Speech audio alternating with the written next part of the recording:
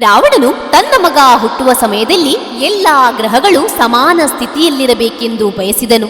ಆದ್ದರಿಂದ ಅವನು ಶನಿದೇವನನ್ನ ಹಿಡಿದು ಸೆರೆಮನೆಯಲ್ಲಿರಿಸಿದನು.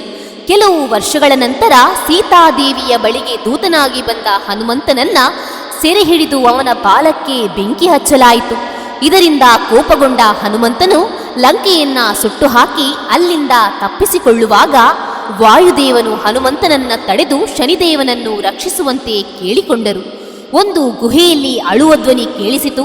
ಗುಹೆಯನ್ನು ಒಡೆದು ಶನಿದೇವನನ್ನು ರಕ್ಷಿಸಿದ ಹನುಮಂತನಿಗೆ ತನ್ನನ್ನು ಕಾಪಾಡಿದಕ್ಕಾಗಿ ಶನಿದೇವನು ಕೃತಜ್ಞತೆ ಸಲ್ಲಿಸಿದನು. ನಂತರ ನಿಮಗೆ ಏನು ಬೇಕೆಂದು ಶನಿದೇವನು ಕೇಳಿದಾಗ ಹನುಮಂತನು ತನಗಾಗಿ ಏನನ್ನೋ ಕೇಳದೆ ನನ್ನ ಭಕ್ತರಿಗೆ ತೊಂದರೆ ಕೊಡಬೇಡ ಅಥವಾ ಅವರ ಮೇಲೆ ನಿನ್ನ ಕೆಟ್ಟ ದೃಷ್ಟಿ ಬೀರಬೇಡ ಎಂದು ಕೇಳಿಕೊಂಡನು.